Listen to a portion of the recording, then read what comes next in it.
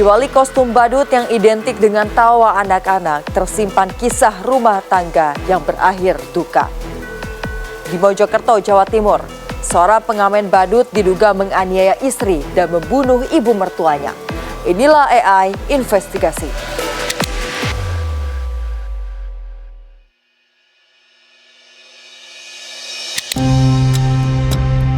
Peristiwa berdarah ini terjadi di Desa Sumbergirang, Kecamatan Puri, Kabupaten Mojokerto, Jawa Timur.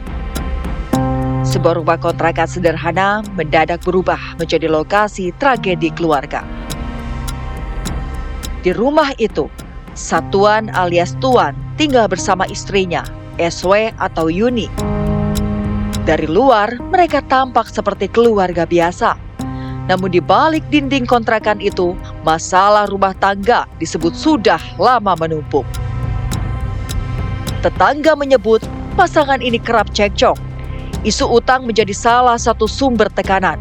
Penagih disebut datang berkali-kali ke rumah mereka. Tagihan kecil, tapi terus menumpuk membuat suasana rumah semakin panas. Satuan disebut pernah memiliki usaha burung berkicau. Namun ketika kondisi ekonomi menurun, ia harus berjuang dari bawah. Untuk menyambung hidup, ia mengamen menggunakan kostum badut sambil menjual mainan anak-anak di jalanan. Di tengah tekanan ekonomi, muncul pula isu lain. Ada dugaan judi online, meski soal ini masih menjadi kontroversi. Keterangan warga dan pihak keluarga tidak sepenuhnya sejalan. Isu kecemburuan pun mencuat. Satuan disebut mencurigai istrinya memiliki pria lain. Dugaan perselingkuhan ini beredar di lingkungan sekitar, namun belum bisa dijadikan kesimpulan tunggal. 2 hari sebelum kejadian, emosi pelaku disebut makin tak terkendali. Ia sempat mengeluh kepada tetangga karena istrinya belum pulang hingga larut malam. Dari sinilah, bara konflik yang lama dipendam disebut makin membesar. Di balik rumah kecil itu, tekanan demi tekanan datang bertubi-tubi. Ekonomi goyah, hubungan suami istri retak, rasa curiga tumbuh, dan saat emosi tak lagi terkendali, rumah pun kehilangan fungsinya sebagai tempat aman. Dalam kasus ini banyak isu beredar, mulai dari utang, kecemburuan, dugaan perselingkuhan, hingga judi online. Namun penting digarisbawahi, tidak semua isu itu benar terbukti.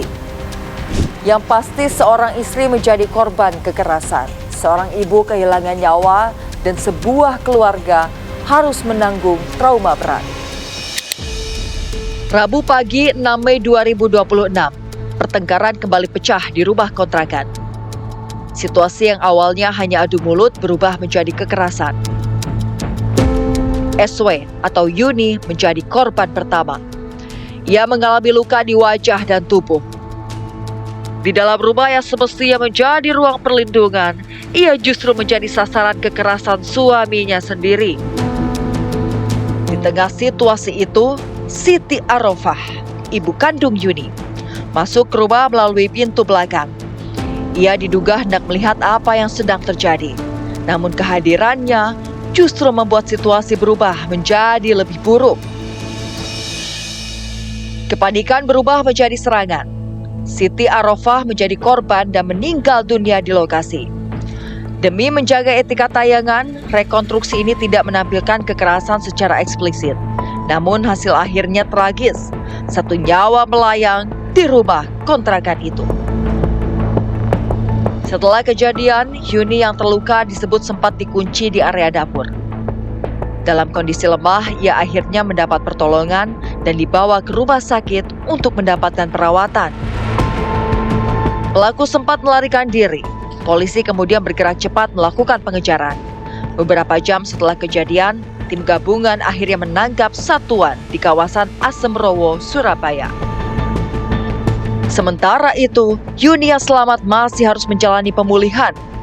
Luka fisiknya berangsur membaik, namun luka psikisnya belum tentu pulih dalam waktu singkat. Trauma itulah yang kini menjadi beban paling berat.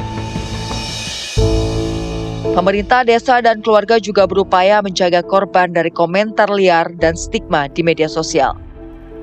Sebab ketika korban terus dihakimi, luka yang ada justru bisa semakin dalam. Kasus ini menjadi cermin pahit kekerasan dalam rumah tangga. Ketika tekanan ekonomi, kecemburuan, dan emosi tidak dikelola, rumah bisa berubah menjadi tempat paling berbahaya bagi penghuninya sendiri. Tragedi di Mojokerto ini menjadi pengingat bahwa kekerasan dalam rumah tangga bukan persoalan pribadi yang bisa dibiarkan. Cemburu, utang, konflik ekonomi, ataupun isu perselingkuhan tak pernah bisa menjadi alasan untuk melukai, apalagi menghilangkan nyawa orang lain.